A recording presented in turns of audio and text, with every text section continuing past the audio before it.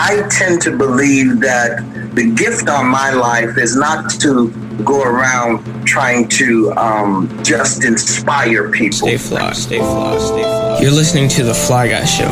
They do everything on the fly and in such a fly manner. Stay fly, stay fly, stay fly, stay fly. All that party. All right, Brother Burnell, man, tell us a little bit about yourself, and then we're going to get into the meat of the story. I tend to believe that the gift on my life, I'm approaching 60, and the gift on my life is not to go around trying to just inspire people. Okay. Gift on my life is to see if I can identify what's in a person that causes them to aspire to greatness. Too many people are inspirational artists. We've got inspiration through music. We've got inspiration through dialogue. Money inspires people. People go to church every Sunday. Sermons inspire people.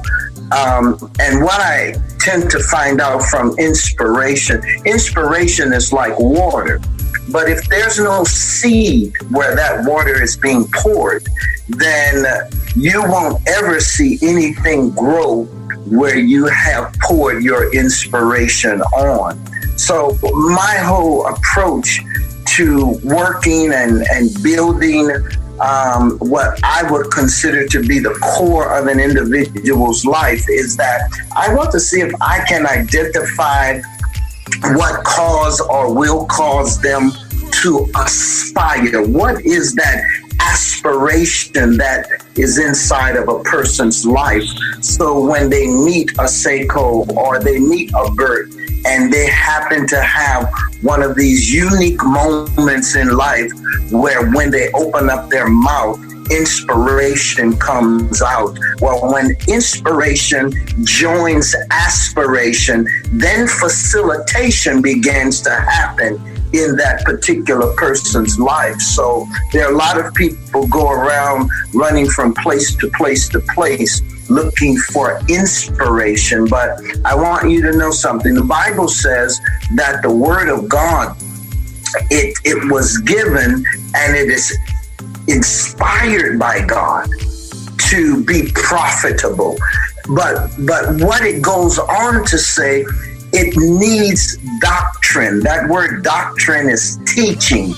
It needs somebody that has something in their lives that creates a volume, a canon of work that the only thing that's missing to that work is the energy that inspiration can give them. And once they get that inspiration, then they can take their aspirations and then they can go on into life to create the kind of things in life that life would have to offer them. So I'm hoping tonight I can be able to share with you what's in my life, because I'm believing that somebody will hear it or you will hear it and see it.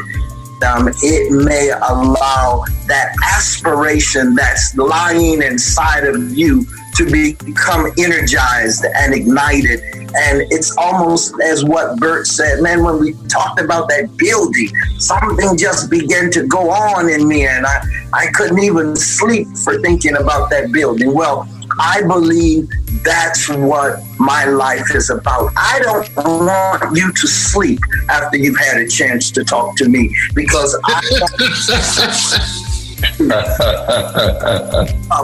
until you're able to devise a strategy, find experts that becomes tactical in your life, until you can launch some type of operation and have it to go forth, until you begin to see the results of an effective life. There are a lot of people busy, but they're still yet not yielding fruit. They're not seeing good outcomes with their busy. So a man that fails to plan is a man that plans to fail.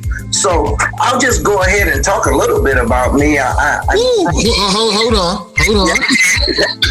Well, I think that's fair. I think that's fair, though, Seiko. I think that's fair. After that mouth, the earful, he needs to qualify himself. Why are you qualified? Why should we listen to you? I think that's important. What do you think? I just want to breathe. I tell you, our podcast tonight is going in a totally different direction than any of our other podcasts. So I don't have to have my coffee tonight. When you have a farmer and they are loaded with seed, all they've got to do is find fertile soil and just start throwing seed there, because that seed will land in what I call a prepared place. See, there are too many encounters in life when opportunity shows up, it doesn't find a prepared place. So again, you have this commingling again, where one is prepared when opportunity comes. Here comes access, doors open, egress or ingress is able to be taken advantage of, and before you know it, what you've been praying for all your life, it now has just come into fruition, because you didn't just pray, you went about preparing yourself, and then when opportunity came, you seized that moment. So it's important. It's important that everybody understands every collection that we live according to our lives, it becomes a canon of work. It becomes a volume of our lives. And if we learn as we live, then we'll be able to lead others into a more, what I call wealthy place, because our experiences are supposed to yield knowledge. That knowledge, when it's spoken, it would be spoken as wisdom.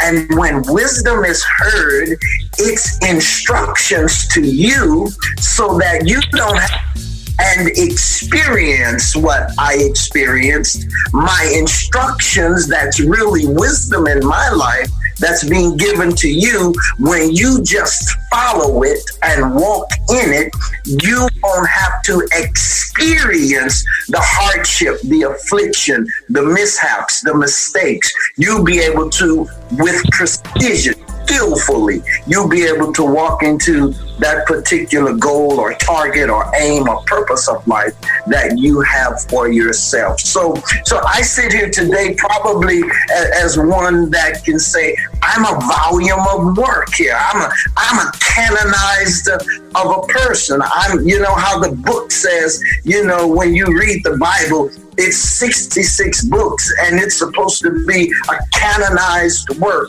When you open it up, it breathes on you. It begins to pour of the wealth of its millennials, all of the years that the works of the writers that they've lived, they've placed it in that one book called the Bible. Well, somewhere in the Bible, it says we should become living epistles read amongst all men. So tonight, you're going to get an opportunity to hear this life read to you. And that's all I want to do. I want to cause these words to be alive and active and powerful and moving so that we can get where we've got to get. Because I believe somebody is going to not only be inspired, it's going to hit that aspiration in their lives, because too many people are counting themselves out because of their past, because of their history, because of where they were born, because of the things that they did not have, or because of the hardships that they had to experience, because of the broken families that they've come from, or the ghettos, or the projects. But I'm kind of like the enigma of the moment. I'm one that can sit down and not be afraid to talk about my journey in life. Let's do that. Let's connect some dots. Pampered into where I am. So I hail out of New Orleans, born and raised in New Orleans, had a life in the Lafitte projects that oftentimes one would say growing up in the late 50s, the 60s, and the 70s, and in New Orleans, it was a time when you found a large population of African Americans living in what we called projects, or if they didn't live in the project, they lived a block or two outside of the projects. But the projects were, for me, my formidable years. We grew up in a home where we had a mother and a father, and they took us to church, but yet our environment took us an entirely different way. And this might be good for the people who get to hear this. I don't care what you can put in your children while they're growing up in your home. When they go outside of those doors, they're going to land in an environment.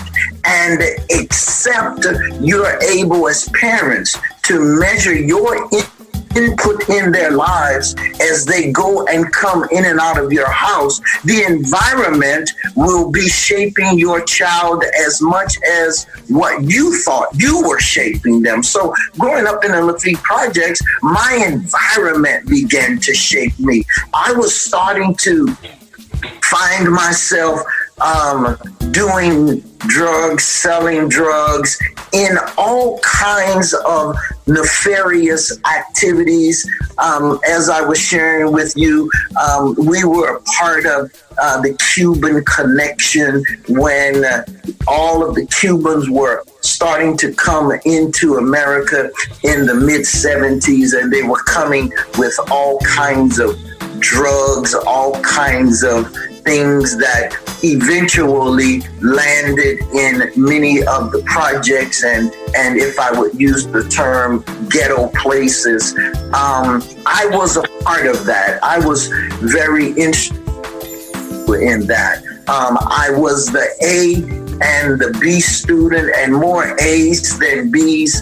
I would go to school, play sports, and then I would come home and become a product of my environment. My environment had everything in it. We had pimps, we had prostitutes, we had gamblers, we had dope fiends, we had drug dealers, we had kleptomaniacs, we had doctors, we had lawyers, we had community activists. Our community was rich in everything. We lacked nothing, whether it was good or bad. We had the school teachers that were there to somewhat parent you, if it was in a fathering way, in a paternal way, or if it was in a mothering way or a maternal way. We just had a whole village, because I found out, for me, it was going to take the whole village to raise this man here, because mama and daddy, once they went to work or went wherever they went, and when I went outside, I learned that my environment became very, very consumed in my life. So I became a part of the drug scene. I became a major part of the drug scene. Award-winning producer Raheem Shabazz continues the Elementary Genocide documentary series with The School to Prison Pipeline. That film exposes the social engineering done to African-American children in the school system. And his other film, Elementary Genocide 2, The Board of Education versus the Board of Incarceration, takes an even deeper look at the history of the American school system and how it was made to justify subjugating Black Americans. These films are on track to be the most discussed films in Black America. These films feature people like Dr. Boyce Watkins, Dr. Francis Cress Welsing, and many, many more. The documentary is available right now at elementarygenocide.com. That's elementarygenocide.com. Stay fly, stay fly, stay fly. I had shoe boxes of $100 bills from the floor to the ceiling, filling up the closets. I had so much money that I wouldn't even care about counting the money. I just used it as I needed it. I had posses. I had families that I provided for. We had racks and rooms filled with Uzi machine guns and Tech 9s and snub nose, and we had every kind of gun you could imagine. We had an artillery closet, and yet we understood you all would term your podcast tonight. We thought we were the fly. We wore at 16, 17, 18. I wore $1,000 shoes, $500 belts, my chains. I had solid gold chains. I mean, it wasn't hollow. It wasn't plated. It was solid gold. We had everything that you can imagine. I drove Peugeots. At one time, you wouldn't even find a black person with a foreign car like that. We drove the best of the best. We did everything. We had the kind of females that we wanted, and we got to do whatever we want to do with them. And life for me was a growing stage. I had to find my way, what I would call a maze. It was very, very difficult. You saw people losing their lives. You saw people being locked up in jail. Somehow, my mother had three staples. One was community service. The other one was education. And the third tenet was faith. Those were three things that my mom preached to her 11 children on a routine basis, on a daily basis. She would give everything she had to take care of somebody in our community. Our homes, we lived in 3-bedroom apartments, and we could find 30 or 40 people living in that house because my mom took everybody in. If you needed a meal, you needed a place to sleep, if you needed somebody to comfort and care for you, that's the kind of house we grew up in. That was not a normal kind of household, but it was facilitated with a whole lot of action. It was always something going on in my home. And then yet when I went out into my community, because of the hustle in the house, I left out into the community ready to wheel and deal. As I said, we went to the church. That was our faith component. I would go through elementary school, junior high school, senior high school, and then on to Xavier University, president of the Business Guild, and I was one of the leading academics in the business department, where I had accomplished a business administration degree with economic emphasis. And yet I would go to this Judeo-Christian school, and then I would come back home into the projects and arm up, strap up, get my drugs, get my guys, and we do what we did. All right, well, did you ever bring your faith into your thuggery? My faith never came into my thuggery. I believe my destiny was always in my thuggery, and that was why I never got caught and went to jail. That was why I never was shot and had to go to a hospital.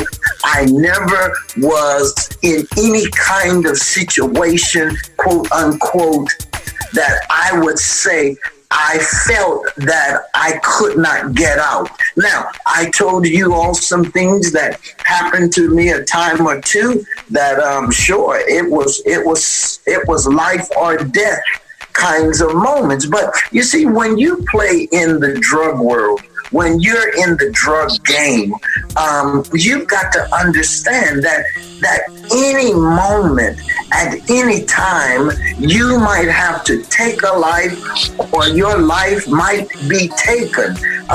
Anytime you may be caught and have to be locked up in somebody's paddy wagon or in their police transport vehicle and hauled off somebody's jail. And that was something we did on a routine basis. We lived prepared such that we would not have to have these kinds of fates. We had a system of operation. You see, you can't do drugs at the level that I did drugs and there not be a highly systemized kind of approach to this, because if it's not systemized, you lose your life, you'll have your drugs taken or stolen from you. There are just too many fates that you can experience if you don't run a system. Now, where did that system come from? I believe it had a whole lot to do with the kind of person I was. I was always a thinker. I was always a person that thought it was better to think your way into something rather than just to get in it. Because if you think your way into it, you know you have to have a plan to get out of it. And that's pretty much how I rode for those 27, 28 years while I was growing up in New Orleans. But at one time, it came to Seiko and Bert where I was caught in a 2-week drug war. People were getting shot. All of my activities were being shut down because it was a turf battle. And the monies that we were getting out of these communities, we were not ready to yield. And it wasn't our communities. We were expanding our base into these places. And I found myself in a 2-week war, and people started being shot and things began to happen. And finally, I began to listen to said, Burnell, if you leave, then maybe the war will end because it's you that they really want. So I took that advice, and for about 60 days, I found myself in Texas. And I lived there for a while, but I couldn't make it because that thing was in me. I needed the action. By this time, I had graduated from Xavier University. I had worked in the financial industry. And this is another thing. I was working, making good money, but yet I was still the drug man. I was still the fly guy. All of those things. And my faith, it wasn't something I was practicing. It was that which that was covering me. I oftentimes say, it was my mother's prayer. It was that 23rd Psalm being prayed 4:00 in the morning, that if you went into my mom's home at 4:00 in the morning, she was on her knees and she was quoting out, "The Lord is my shepherd and I shall not want. And he makes me to lie down in green pastures, and he leads me beside the still waters, and he restores my soul for his name's sake. Yea, though I walk through he leads me in the path of righteousness for his name's sake. Yea, though I walk through the valleys of the shadows of death, I will fear no evil, for thou art with me. Thy rod and thy staff, they comfort me. Thy prepared a table before me in the presence of my enemies. Thy anointed my head with oil, my cup runneth over. Surely goodness and mercy shall follow me all the days of my life, and I shall dwell in the house of the Lord forever." My mother prayed that prayer every day, and yet I went out there being scandalous. Now, my morals were right. I didn't look to steal from anybody. I never set up anybody to be robbed. I never was crooked with anybody. I ran a very, very straight ship. I was a straight shooter. I didn't take anything from anybody, but I wasn't going to allow anybody to take anything from me. By the time I came to where I was really ready to say, I'm out of this thing, I had a cocaine habit. I had a speedball habit. I would take heroin and cocaine and mix it and snort it. And then when we started freebasing, I was free. Got a job with AFES, Army Air Force Exchange Service, and became an accountant with them. And my habit wouldn't allow me to keep the job because I had a habit. I couldn't keep it. The law began to look for me in Texas, and I left there and came back to New Orleans. And this is something that you got to understand about a history of life. I left New Orleans because they were looking to kill me. I went to Dallas, Texas, and began to take the military, the government stuff for my habit, and they were looking to jail me. I was a man that in one place they were trying to jail me, in another place they were trying to kill me. I got back to New Orleans, and when they found out, everything ramped up again. So I went into Atlanta, and this is in 84, 85. I'm in Atlanta, and I'm trying to get myself right. Atlanta hadn't become the Atlanta that it is now. I landed on Cleveland Street on the south side of Atlanta, Fulton County, and then I moved over to Peachtree, Dunwoody on the north side of Atlanta. And I found a job working with a company called Peachtree Software. That's when they were attempting to produce what we would call automated accounting systems. And this was for a small business that they would be able to have software that they could load on computers, and they could move all of their accounting work to the computers. Well, because I have a background in accounting, then I was the one seeing all of the software to make sure that it was able to perform the way it was supposed to perform in the industry of accounting software. All right. Yeah. Ooh, I need to let that marinate. And by the way, we have 10 minutes left. Oh man. So all of that happened. And now you are where? I mean, as of right now. There in 60 seconds, because that's where I'm going. That's where I'm going. I get in this wonderful company, but I got a habit. So I blow that. And one day, I'm driving down the street, got the crack pipe in my hand, and I'm driving, and I wrapped my car around a pole, an electrical pole. And I pull out my snub note, and I put it up to my head, because now I'm suicidal. I've gone through ridiculous kind of money. I've gone through a lifestyle that I can't even face, that I don't live anymore, in terms of money and fashions and automobiles and luxury. And now I'm sitting in a car ready to kill myself. Mm-hmm. And I don't know if you all remember these big phones. I had these big cell phones, and I had that in the car. And when I wrecked my car, I dialed my mom in New Orleans, and I said, "Hey, Mom, this is Burnell. I just called to tell you bye." And she screams, hangs up the phone, and my phone rings, and it's my sister in Chesapeake, Virginia. This is a Saturday morning.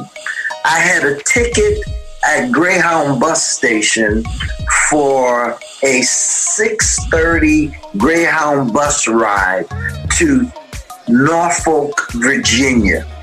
I landed in Norfolk, Virginia at 7 a.m. on a Sunday morning and walked outside of that bus station, and I looked around this town, and this is what I said to myself: I have finally died, because the place I'm in right now, it looks like Mayberry. I've never seen a town that is so quiet, so still, nothing moving. I looked across the street and I saw this building, which I now know is the Scope, but it has these legs and arms coming off of it, holding it up. And I'm like, what? And where in the world am I? And from that time, my sister pulls up with her family, comes to meet me, gives me a hug, asks me, where's my luggage? Yes. And I held up 2 plastic hefty trash bags. And I said, this is my luggage right here. And my sister and I together, when she saw those trash bags, we cried because she knew what my life now had come to. And we got in her car and she took me to her home in Chesapeake, Virginia, in the Greenbrier section. And this April the 23rd, from April 23rd, 1989 to May 11th, 89, I was suicidal, didn't want to live. And every day I would wake up after the children would go to school and the parents, my sister and her husband, would go to work. I would come into their great room and lie on the floor. And I would just lie still. Because I was asking the Lord, either take my life or give me life. And on May 11th, 1989, I was lying on my sister's floor. And the power of God hit me while I was lying on that floor, face down. And I knew it was God, but it broke everything. It broke the addiction. It broke the suicidal spirit.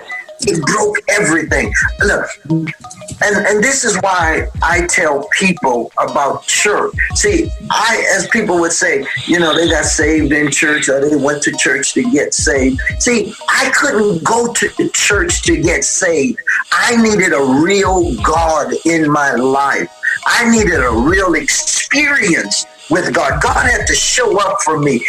Everything about my life is real. It wasn't mysterious. It wasn't a pseudo life. I can't live in the surreal moment. I got to live the real moment. And I was hit with the power of God on that floor. Got up off of that floor, and that's when I started going to church with my sister. It was Pleasant Grove, a little church on the corner in Virginia Beach. And that's where I met my wife. Married my wife. Put my family together. Helped the church. Got the $1 million from Sovereign Bank because I was the only accountant in the church that knew how to handle books. They didn't even have financial statements. God will put you in the right place at the right time, so that the right thing can begin to happen with the life that He has preserved from the days of your past. I was so sheltered, not by my parents. I was sheltered by the hand of God. Nobody could take my life. Nobody could wound my life. Nobody could stop what God had in store for me, even when I wasn't even conscious of purpose. I didn't even know what purpose was according to my life. But now I'm starting to, at this time in 1990, I'm starting to walk in my purpose now. This is 27 years ago. I'm starting to walk in my purpose. So I get married. My church wants to build, but they don't even have financial statements. And guess what happens? My past training comes to fruition. And I told Daryl Scott, who's deceased now, I said, Pastor Scott, I can put this thing together and let's go get this money. You want to build a church, and God is my witness. We went to the Sovereign Bank. Sue Fox Davis was the bank manager. She took those records I had put together. They had all of the other little plans for the building, and we got $933,000 to build Pleasant Grove Baptist Church. It's sitting right there at the foot of Virginia Beach and Chesapeake. A wonderful ministry center. The Lord used a kid from New Orleans, from the projects, that ran dope, that did everything you could imagine, but yet went and got an education, and then finds himself in Chesapeake and Virginia, sitting in a church, advancing the kingdom of God in such a way that you could not even imagine. 2 years later, I become licensed to do ministry, and that became the role of my life. Today, I sit here as a bishop, having consecrated 15 bishops. I've built one of the biggest church centers in the city of Chesapeake, Virginia Beach. You call it whatever you want to call it. 52,000 square feet. The building appraised at $12 million. Never went into it for one day. But I can tell you one thing. I'm a builder. I'm a visionary. I'm somebody that take God serious. And that's why I can't play games with life anymore. I can't play games with people's lives, and I can't play the games that preachers play, that take pulpits and deal with people's lives the way they deal with them. I can't sleep with other men's wives or other women that find themselves being drawn to me because I'm a charismatic preacher. You know what? I can't roll. It's bad. Stay fly, stay fly, stay fly. That's right. The Fly Guys is a Positive Vibes Incorporated production. Thank you for listening. Peace and prosperity.